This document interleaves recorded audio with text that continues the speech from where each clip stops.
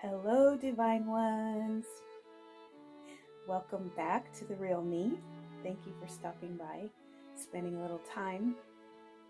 Today, I am delivering episode 2 of our Planetary Series, and we're going to talk today about the sun.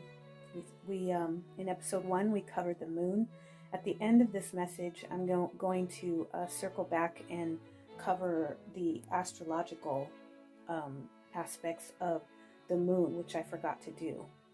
So I will touch on that at the end of this message. So, okay, our sun is a 4.5 billion year old yellow dwarf star. It's comprised of hydrogen and helium, and the sun is located at the center of our solar system. Some may be surprised to know that the sun is a star, or that it isn't the largest star. The sun's radius is about 432,450 miles, which is pretty big, but in comparison to the largest star, Uy Scuti, the sun's radius is 1,700 times smaller. And to grasp the concept of the size, you can fit about 5 billion suns inside Uy Scuti star. So yeah, that gives you an idea of the size comparison. The sun is an ordinary star, which is one of 100 billion in our galaxy, which is the Milky Way. But the sun has an extremely important influence on our planet because it drives weather, ocean currents, seasons, and climate, and makes life possible through photosynthesis, which you might remember learning in elementary school. Without the sun's heat and light, then life on Earth would not exist. It'd be pretty dark and cold and scary. Why is the sun unique? Well, here's a fun fact. I thought this was so cute, and I was sad for the sun, but then I remembered a saying about how, don't be jealous of others and try to steal the spotlight, because, even stars, they shine when it's their time. And I thought that was so cute because of this. So our sun is a little unusual because it doesn't have any friends. It's just one sun surrounded by planets, asteroids, comets, and dwarf planets. But the solar system can have more than one sun. In fact, that's often the case, except for our sun in the Milky Way. Isn't that cute? Oh, poor sun. I hope it's not lonely. Anyway, the word sun comes from the Old English word sun with an E on the end, sun, which itself comes from the older Proto-Germanic language's word sunnen. In ancient times, the sun was widely seen as a god. Remember, I mentioned in episode 1, the moon is a feminine energy and the sun is a masculine energy. And the name for the sun was the name of that god. Ancient Greeks called the sun Helios, and this word is still used to describe the sun today. When we speak of deities of the sun, a solar deity is a god or goddess who represents the sun or an aspect of it, usually by its perceived power and strength.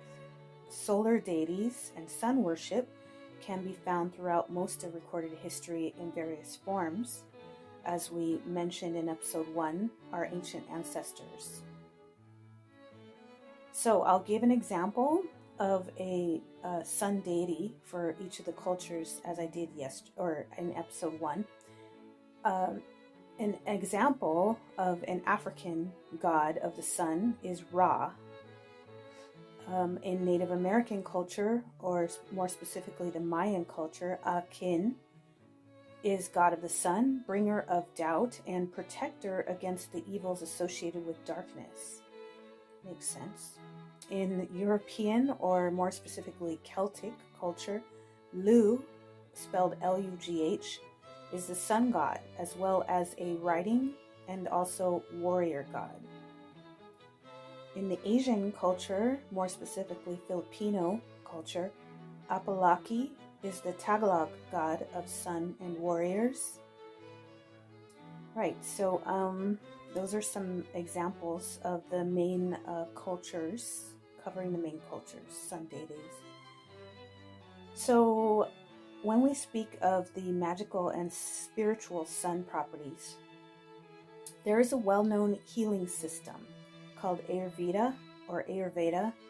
It is the world's oldest healing system, which revolves around the sun.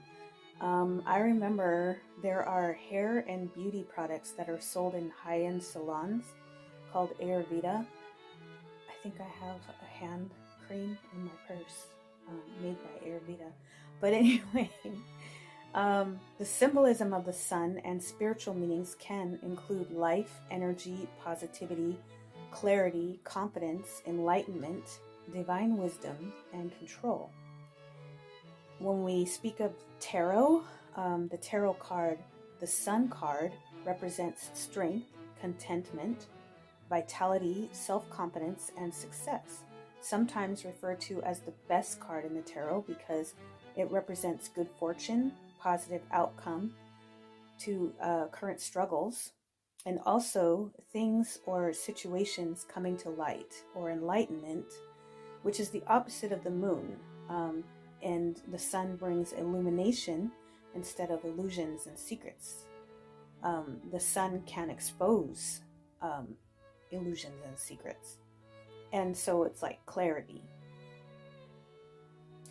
And okay, so I did not mention the astrological aspects of the moon in episode 1. So as I mentioned at the beginning of this message, I'm going to close with the astrological aspects of the moon. But first, let's talk about the astrological aspects of the sun. The sun placement is the first and foremost common in your natal chart for your zodiac identity. Most of us, when we say, oh, when we talk about astrology and we say, when were you born? What sign are you?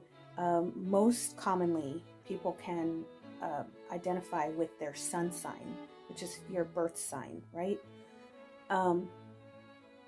So anyway, the sun is, so there's actually 4 most common placements in your zodiac natal chart, and that is the sun and the moon are 2 of the 4 most common important planetary placements that we look at in our chart. And I'll probably cover in order in this planetary series, the next episode 3 and 4, I will, cover the other 2. So the moon we talked about, the sun is first, the sun represents the soul, ego, self-esteem, fatherhood, the government, authority, leadership, power, and vitality. The sun is also the significator of one's profession and career, as well as the king or ruler in a horoscope. And mentioning the moon astrologically or as a zodiac placement, the moon represents your emotional side, your feelings, your intuition and memories, but it also dictates your relationship with the main maternal influences in your life, as well as how you nurture and care for others, also romantic relationships, and it is the emotional depth of your character. Right, so there you have it. Episode 2, we just spoke about, in our planetary series, we just spoke about different perspectives and aspects of the sun. I hope it's sunny where you are today. And I'll be back with episode 3, and we'll be talking about either Venus or your rising planet zodiac placement. But I think we'll just talk about Venus, and then we'll go on to the other planets, and I'll save the rising characteristics when it comes to astrology for the astrological series. Okay? Love.